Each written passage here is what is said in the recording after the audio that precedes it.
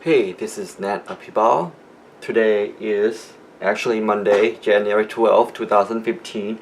It is now 3:50 p.m. Eastern Standard Time, but I am making this video post for my Sunday post, January 11. And the title I'm calling it is First Sunday Epiphany, the church service, and my vocation. So, from Saturday, having checked out the labyrinth and walked the labyrinth, and to me receiving the energy of north, south, east, and west with Rocky and Holly on Saturday, and remembering that there is something significant about that church that I need to go back for, I decided to go back for church service yesterday morning. And originally I planned to go to the 9 o'clock service, but I couldn't get up. And then the Spirit, I guess, woke me up at at around 10:20 something, I don't know. And I was like, oh my god, I'm late, but I can still make the 11 o'clock service because I remember something about 11 o'clock service, and I thought the next one is at 11. So I rushed, grabbed my Starbucks, and then I got to the parking lot. I parked my car, right? And as I was about to go and turn off my ignition, I was like, oh, it's 11 a.m. So it's letting me know. First of all, 11 is obviously an activation where like blah blah, new cycle and all that.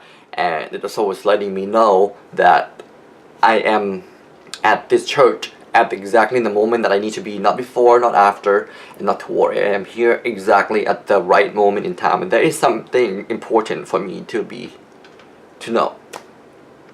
The church was really nice. The service is a little bit different, and the topic of the sermon was about vocation.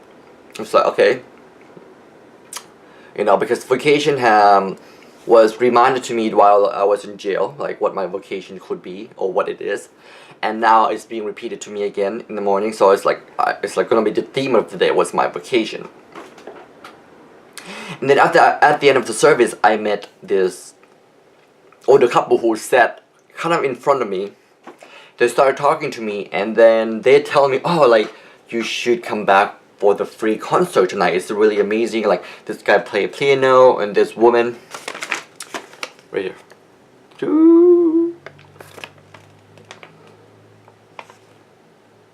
this woman sing like opera or. And I was like, okay, so I need to come back. I was like, okay, I need to come back. And Rocky, okay, all this is connected. So Rocky texted, so I went home. Rocky had texted me that from walking the labyrinth,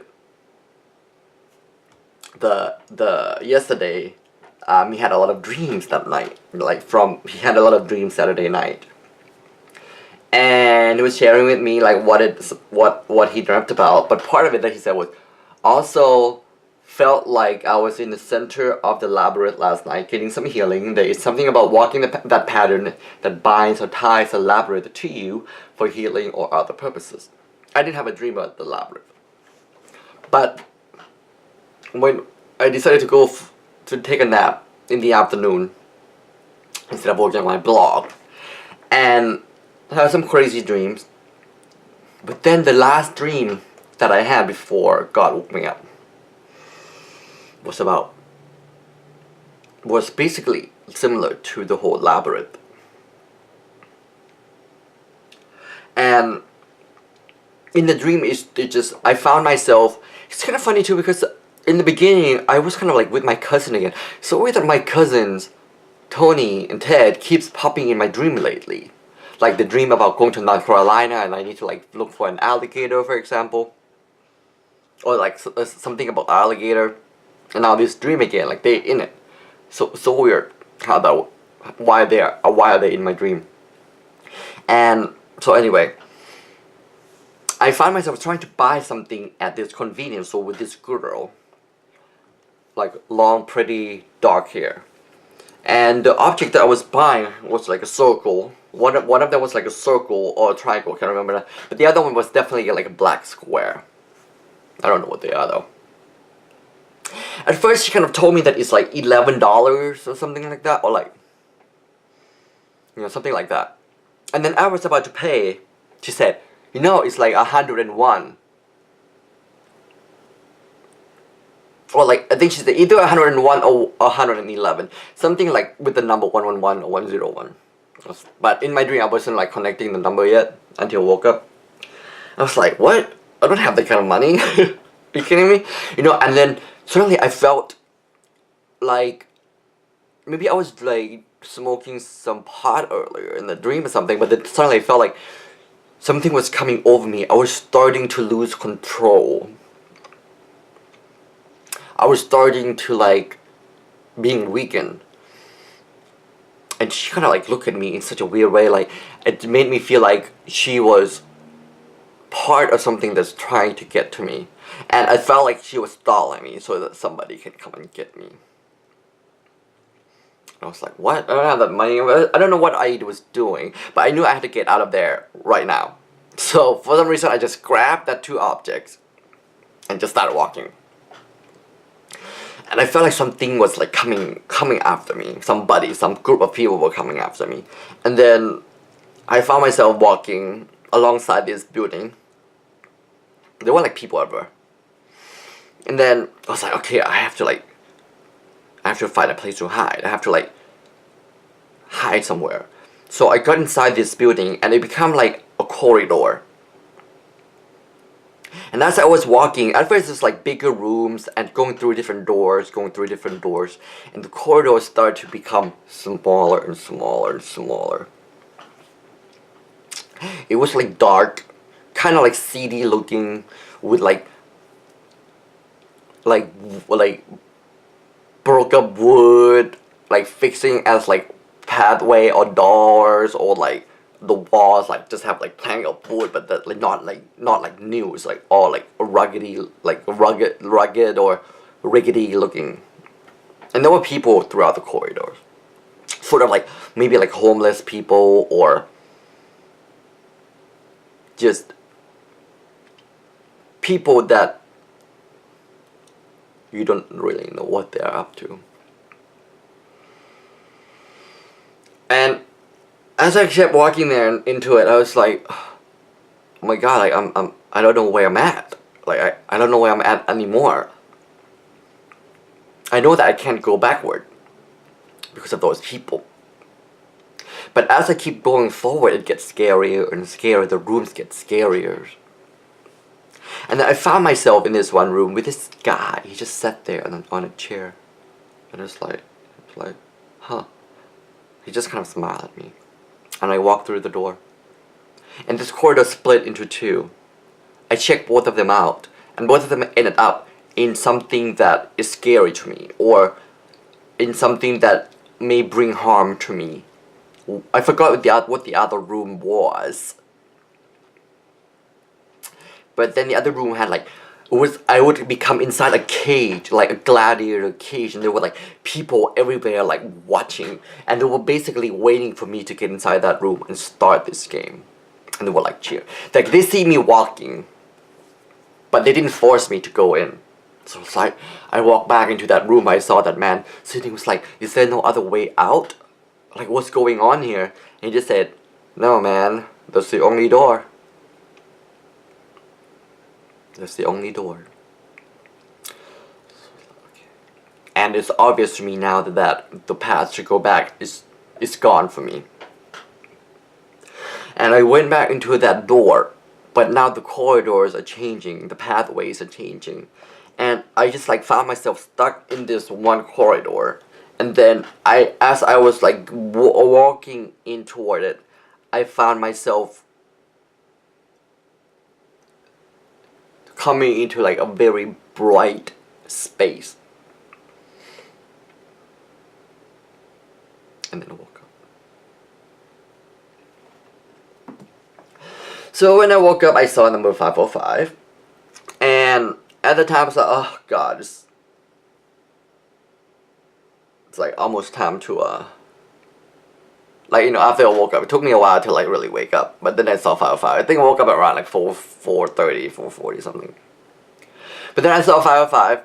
So should I really go to church for the concert, right? Then I was like sitting on the couch. I felt this energy or like spirit. Let's just call them spirit.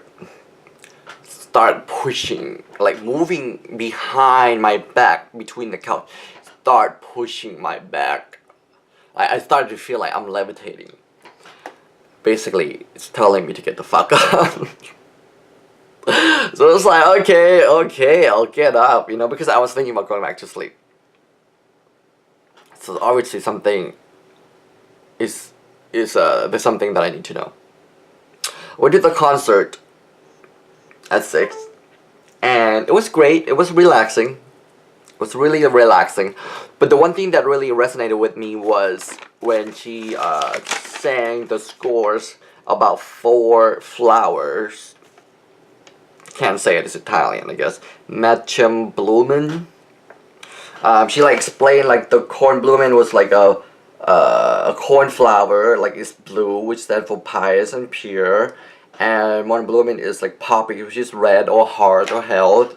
And Epi or something is ivy, which is like strength, inner peace, but it's also an energy that cannot survive on its own. And the last one is was rose, which is like a white water flower that bloom in the moonlight. Resonated with me. And at the end of the concert, which ended at around 7:44 p.m., I was like, oh yeah, when I was gonna go to the concert, I was like, I noticed that on the pamphlet here that there is an AA service at that church at 8. So I was like, okay, maybe that is what the Spirit of God wants me to participate. And then after the concert, I was like, should I go? Should I not go? And my mom wanna go see the movie, you know. So it was like a test of faith. It was definitely a test of faith for me to like, do I just like drop everything and just go see a movie? Or do I stick with what God asked me to do? So okay. Obviously this already happened before in the past incarnation. I need to stick with what God is asking me to do. My vocation, right? So I went to the AA meeting. There were 6 of us that showed up. And the guy that ran the meeting, he started out the meeting by sharing his story. Because usually it's a speaker night, but he doesn't have any speaker. And he started out sharing a story that when he first started the meeting at that church, nobody came for like many Sundays. And then one last Sunday, he just like basically was thinking that he's just not going to do it anymore and nobody comes, you know. And he kind of like talk to God that, okay, God, if you want me to keep doing this, then you need to show me. You need to let me know.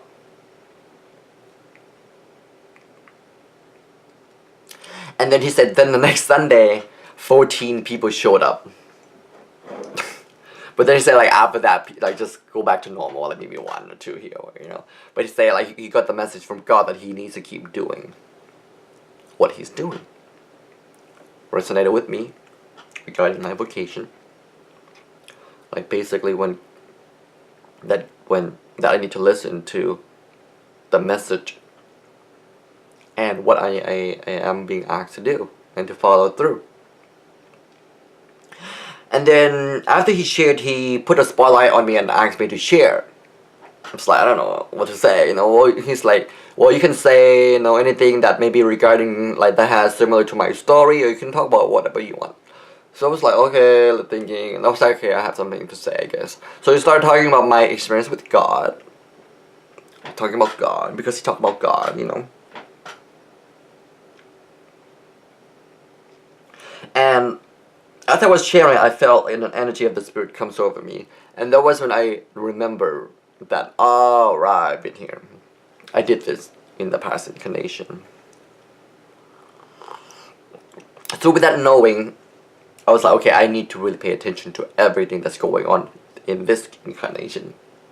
Like, not to be half-assed there. I pay attention to everything that everybody say. And this girl shared, well, I mean, she kind of looked sad too. And I just knew it. I just knew it. I just like when she started sharing, completely like resonated. Like, oh, I mean, like completely affirmed with what I picked up from her. So at the end of the meeting, and then this other guy shared, and the way he was sharing, kind of like a message saying, oh, like, you should go up and talk to her. So I followed through, and I went up to talk to her, and I told her about, like, if she had ever tried energy healing. She said she had many times, and so, I do it for free, and if you ever want to try it, and I kind of explained to her how I do it with my vibration transcension energy healing, to call me or to text me. So if God does want that to happen, I'm sure that she will contact me. So basically, after that meeting, I am being reminded, since the divine recall at the end of 2014, what my vocation is and what I need to put my heart, my mind, my energy, my time here toward, which is a vocation of being God's warrior. I am sent back here to accomplish missions. This is not... I'm starting to believe that this is no longer about me. It's about accomplished missions. And I must follow and listen to everything that God had asked me to do. And no longer doubt them. And no longer say, I'll just do that tomorrow. But to follow through at every moment that I am asked.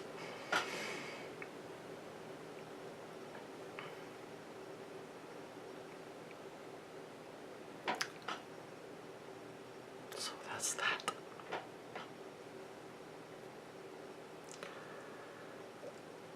I don't know every detail that lies ahead, although I have been given glimpses of information as I need them.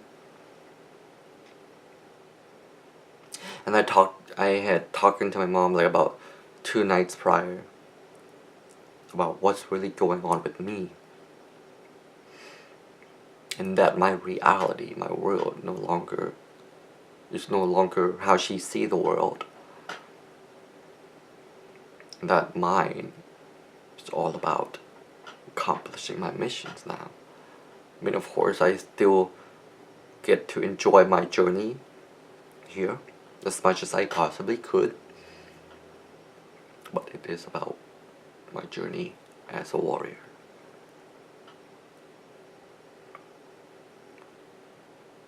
I still do not know how the whole North Carolina thing is going to transpire, especially Alaska.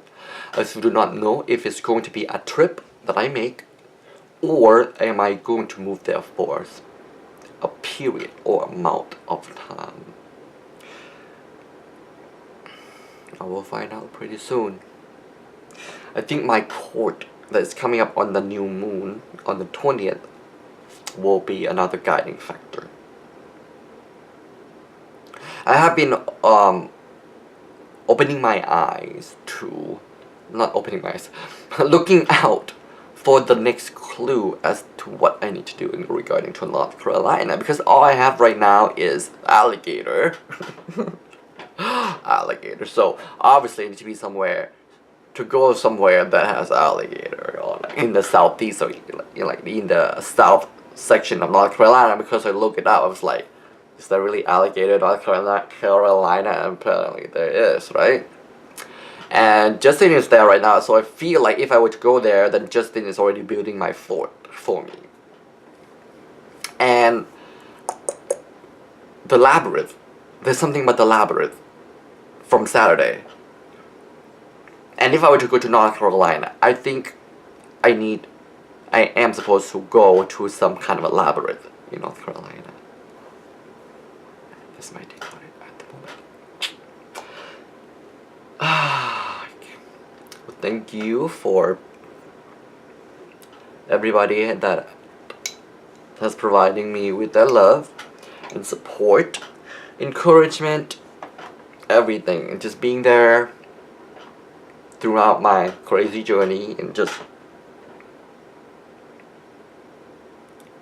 just make me keep going, and not to let the little things get to me or bother me or stop me from the daily tasks that I must do. So thank you for that, and I really do appreciate it. This is Nattawat, Apibal. A lot is gonna happen in 2015, and I'm gonna stay as excited and as passionate as much as possible.